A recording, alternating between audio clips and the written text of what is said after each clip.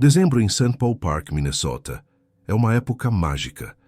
A neve cobre as ruas, as luzes de Natal brilham em todas as casas e o ar fica carregado com o cheiro de pinho e doces. Para a família Tilson, esta era a época favorita do ano, repleta de tradições. Em 2007, Deb Tilson estava especialmente animada. No dia 19 de dezembro, ela preparou todos os ingredientes na cozinha. Sua filha de 19 anos, Christine, uma jovem mãe vibrante e cheia de planos, voltaria para casa naquela noite. As duas tinham um plano especial: assar seus biscoitos de Natal favoritos, os Crisp Mice Cookies, uma tradição que mantinham desde que Christine era criança. As horas passavam. A cozinha estava pronta, os ingredientes esperando. Mas a porta da frente nunca se abriu. Christine nunca chegou para fazer os biscoitos. Naquela mesma noite, a 30 minutos de distância, na cidade vizinha de Minneapolis, operadores do 911 receberam uma chamada frenética sobre um carro em chamas em um beco escuro. Os pais de Christine, Dan e Deb eventualmente foram para a cama, pensando que a filha, como qualquer jovem de 19 anos, talvez tivesse perdido a noção do tempo. Eles até viram um breve segmento no noticiário local sobre um incêndio em um carro, comentando casualmente como seria horrível para a família envolvida, sem jamais imaginar que o caso dizia respeito a eles. A noite de assar biscoitos foi adiada. Mal sabiam eles que aquela tradição, junto com a vida de sua filha, havia sido interrompida para sempre.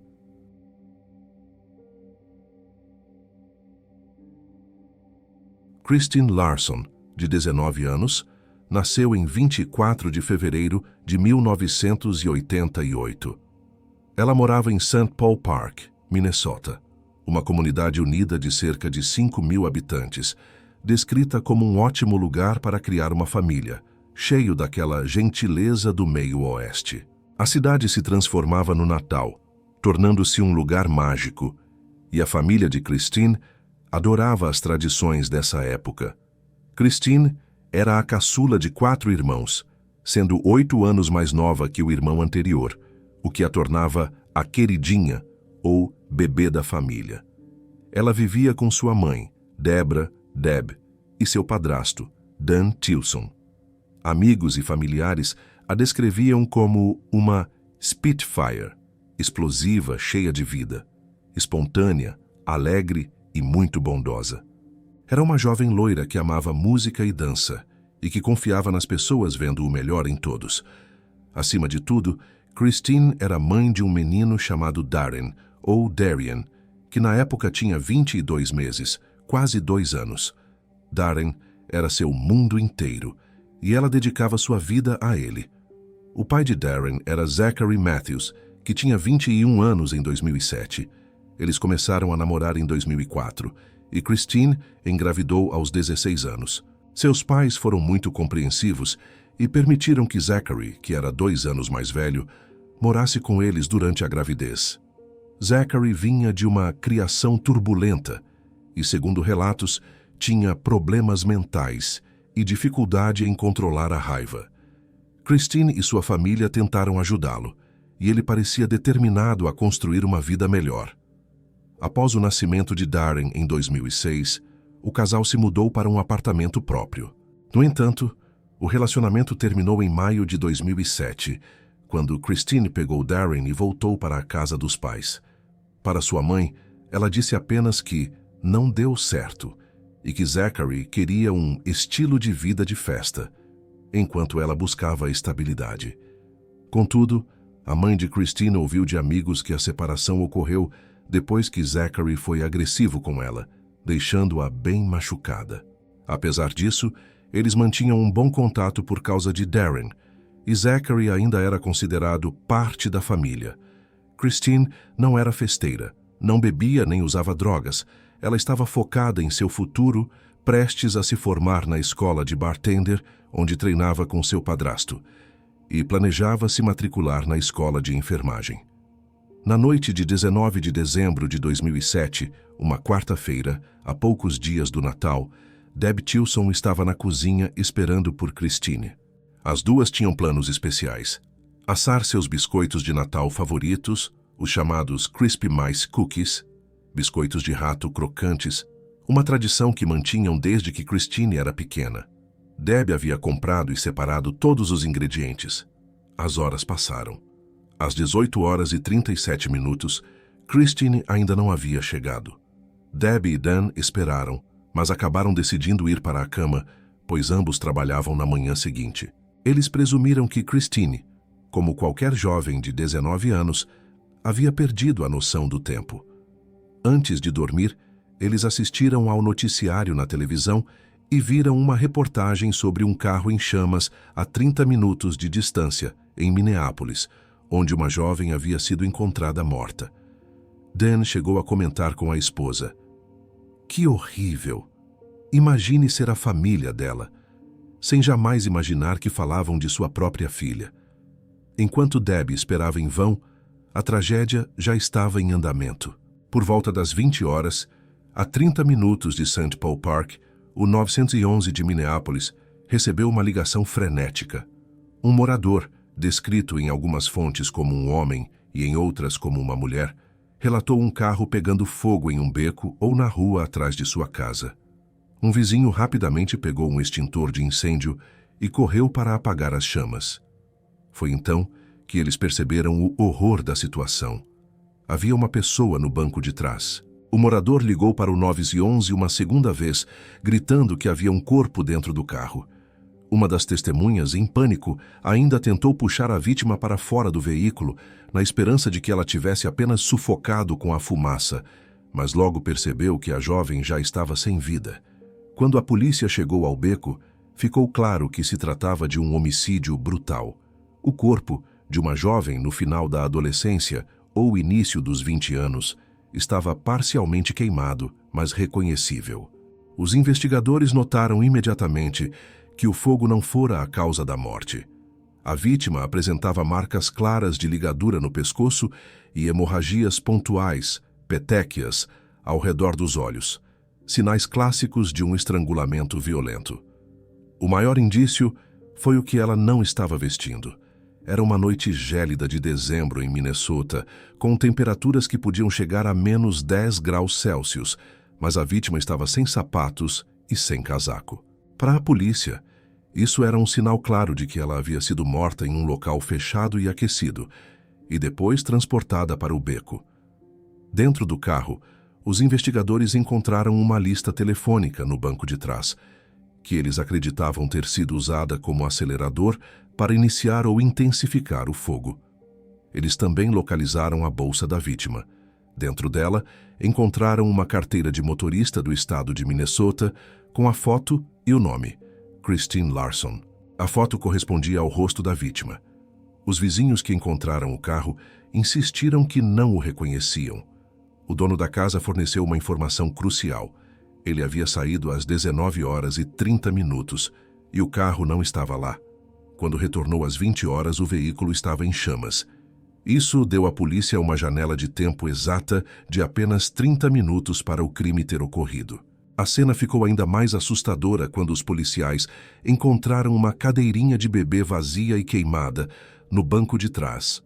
E dentro da bolsa de Christine, uma foto de seu filho, Darren. Imediatamente, a prioridade número 1 da investigação mudou. Eles precisavam encontrar Darren e descobrir se ele estava seguro.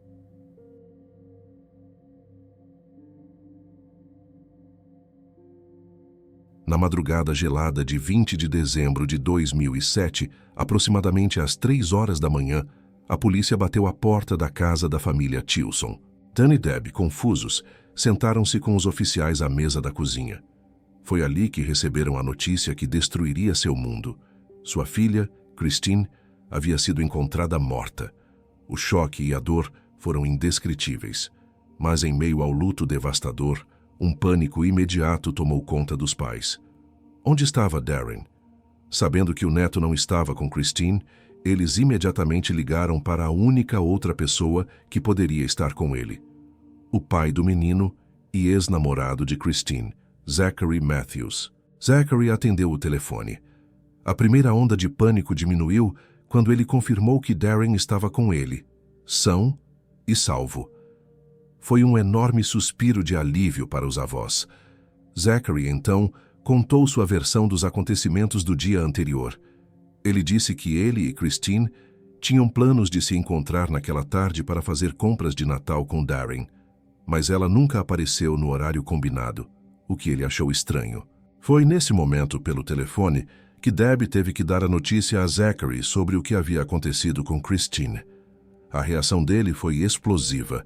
Ele teria ficado histérico, chorando e gritando, dizendo que não sabia o que ele e Darren fariam sem ela.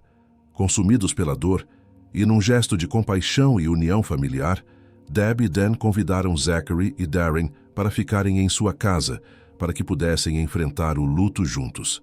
Zachary aceitou o convite, e pouco tempo depois estava morando sob o teto dos pais da mulher que havia sido assassinada. A investigação policial começou a focar em refazer os últimos passos de Christine.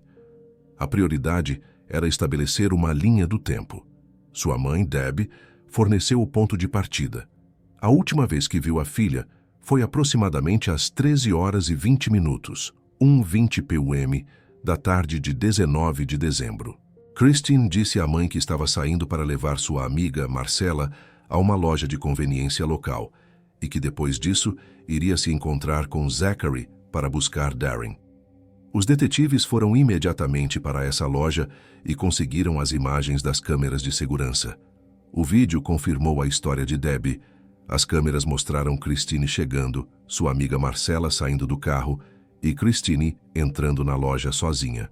Nas imagens ela parecia estar de bom humor, comprou um item e até brincou com o funcionário do caixa antes de voltar para seu carro, um carro branco, e sair virando à esquerda. A filmagem parecia perfeitamente normal. Não havia ninguém a seguindo nem qualquer sinal de perigo. Enquanto os investigadores tentavam traçar seu caminho a partir da loja de conveniência, os resultados preliminares da autópsia chegaram, confirmando as suspeitas iniciais da cena do crime. A causa oficial da morte foi estrangulamento. A arma do crime foi identificada como um objeto específico e horrível, um cadarço de sapato que foi encontrado amarrado com força ao redor de seu pescoço. Além disso, a autópsia revelou que ela havia sofrido um forte golpe na cabeça.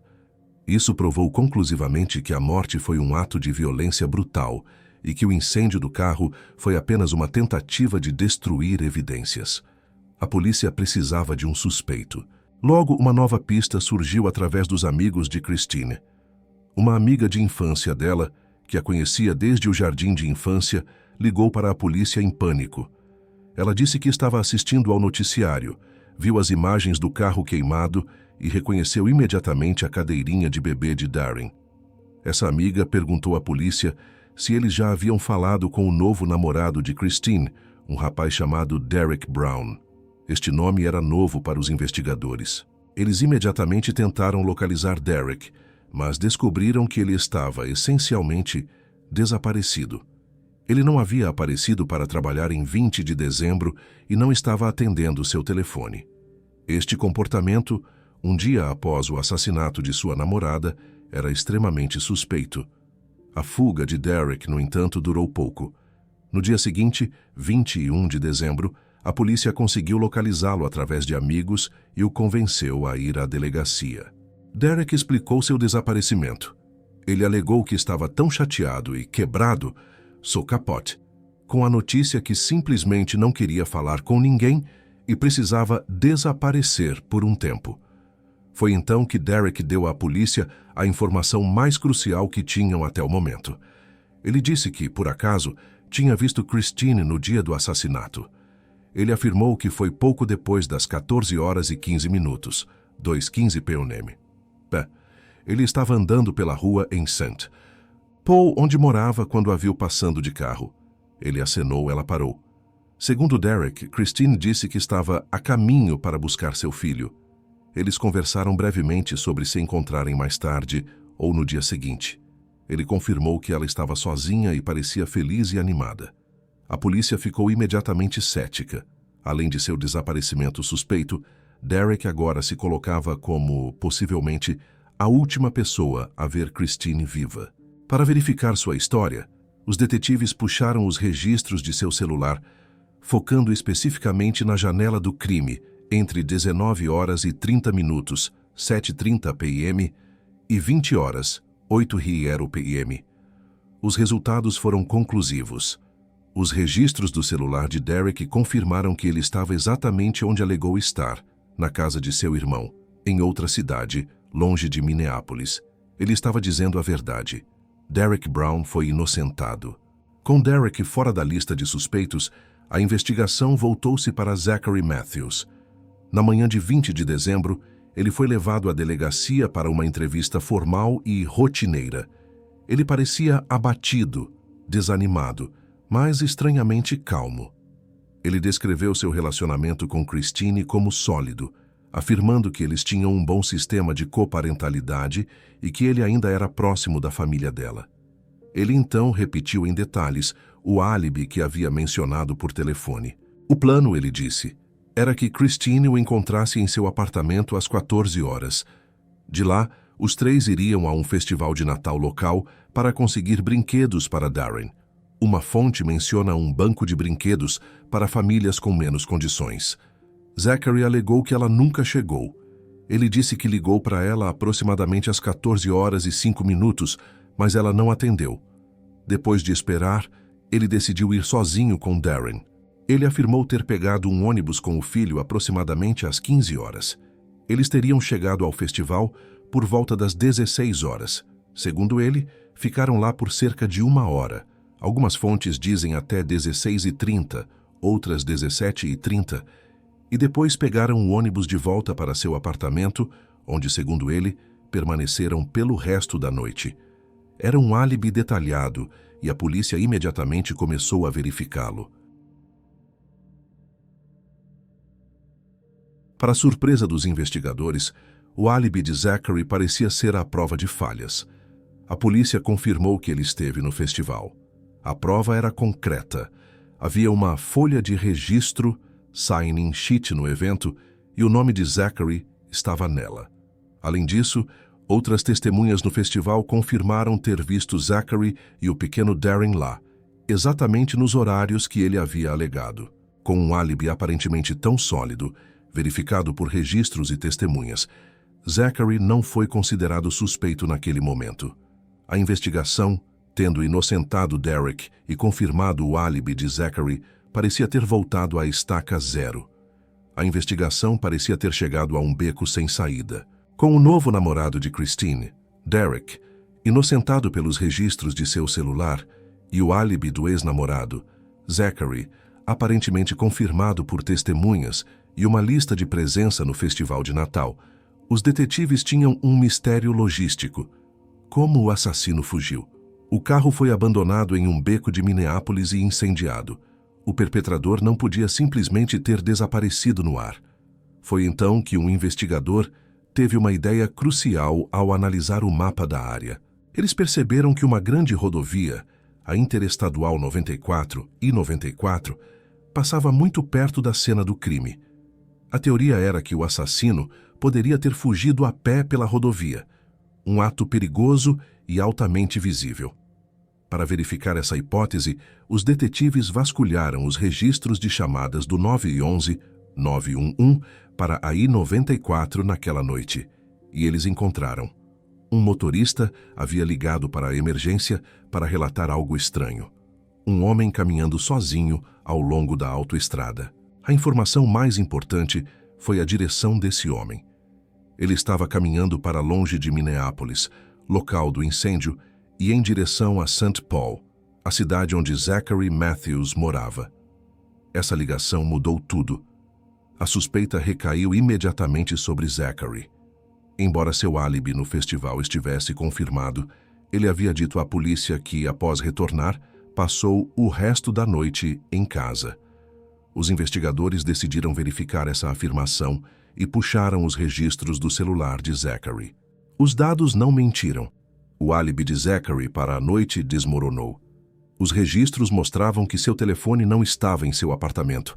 Ele havia pingado perto da Interestadual 94 e na área exata de Minneapolis, onde o carro de Christine foi encontrado queimando.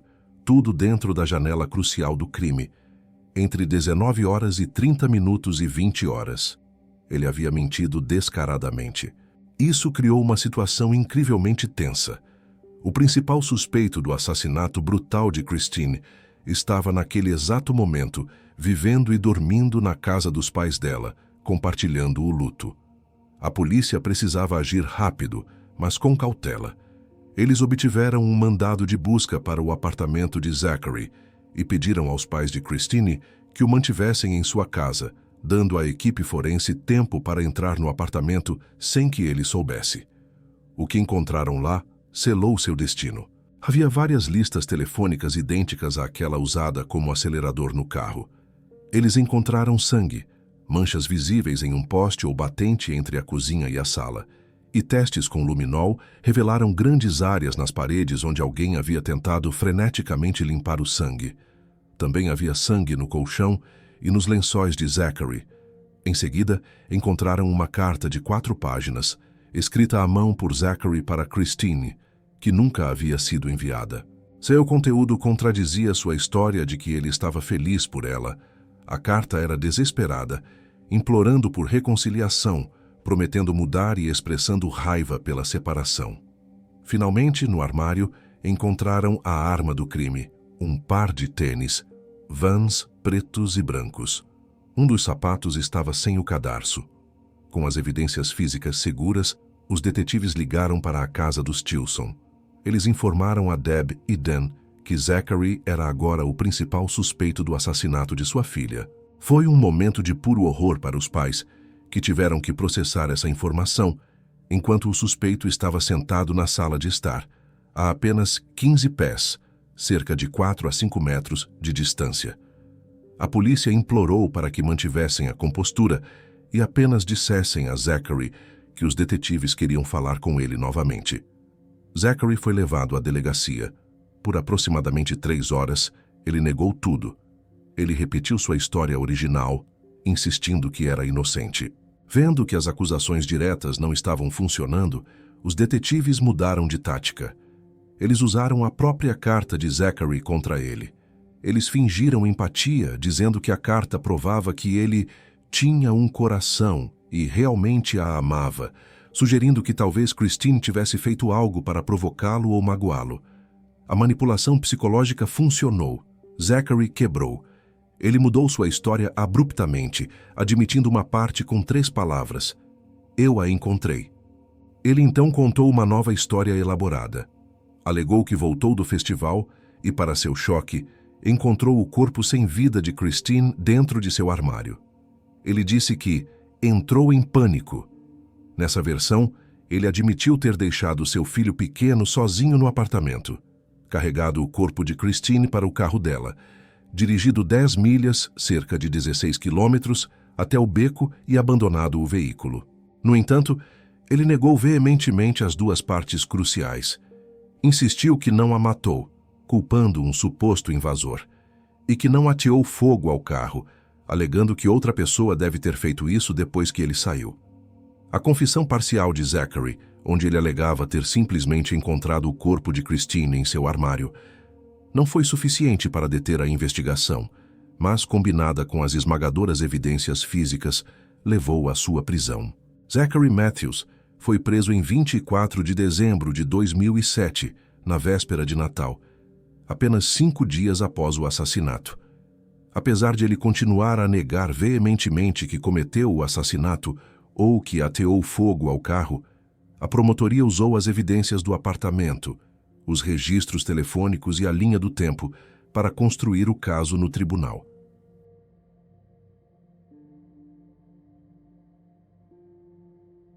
Durante o julgamento, a promotoria apresentou o que eles acreditavam ser a verdadeira e horrível sequência de eventos. A teoria começava com a chegada de Christine ao apartamento de Zachary em algum momento, após as 14 horas e 15 minutos, logo depois que ela foi vista por seu novo namorado, Derek Brown. Ao contrário da calma que Zachary demonstrou à polícia, a carta de 4 páginas encontrada em seu apartamento revelava um homem desesperado por reconciliação e incapaz de aceitar o fim do relacionamento. A promotoria argumentou que uma discussão começou, centrada na recusa de Christine em reatar. Quando ela reafirmou que estava seguindo em frente, Zachary, agindo sob a mentalidade cruel de "se eu não posso tê-la, ninguém pode", atacou-a. A violência foi extrema. A promotoria alegou que ele bateu a cabeça dela contra o poste ou a parede, o que explicava tanto o ferimento contundente encontrado na autópsia, quanto o sangue que ele tentou desesperadamente limpar das paredes de seu apartamento.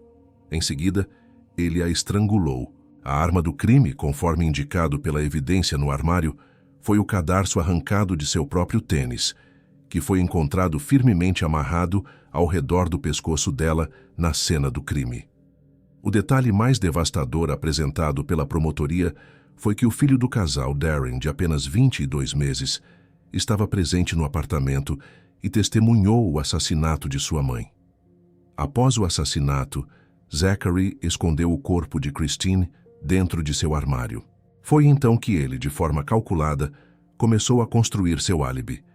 Deixando o corpo de Christine escondido, ele pegou Darren e seguiu para o festival de Natal, como se nada tivesse acontecido. Ele pegou o ônibus por volta das 15 horas, chegou ao festival por volta das 16 horas e fez questão de assinar a lista de presença para provar que esteve lá. Ao retornar para casa, ele executou a parte final de seu plano. A promotoria detalhou como Zachary deixou seu filho pequeno, de quase 2 anos, completamente sozinho em casa. Ele colocou o corpo de Christine no carro dela, dirigiu até o beco em Minneapolis, usou uma das listas telefônicas de seu apartamento como acelerador e ateou fogo ao veículo. Para voltar para casa, ele fugiu a pé, exatamente como a testemunha ocular havia relatado ao 911, caminhando pela Interestadual 94. Em outubro de 2008, Zachary Matthews foi considerado culpado de assassinato em primeiro grau. Ele foi condenado à prisão perpétua, sem qualquer possibilidade de liberdade condicional. As consequências do crime de Zachary deixaram cicatrizes profundas e permanentes. O filho de Christine, Darren, a vítima silenciosa daquela noite, passou a ser criado por seus avós maternos, Deb e Dan Tilson, que obtiveram sua guarda legal em 2009. Em um ato de compaixão, Derek Brown, o homem com quem Christine estava começando um novo relacionamento, manteve-se presente na vida de Darren. Ele expressou o desejo de que Darren tivesse um modelo masculino forte em quem se espelhar e fez o possível para assumir esse papel. No entanto, o trauma que Darren suportou foi imenso. Conforme ele crescia, foi diagnosticado com uma série de distúrbios emocionais graves, incluindo transtorno de apego reativo, possível transtorno bipolar e TDAH-ADD.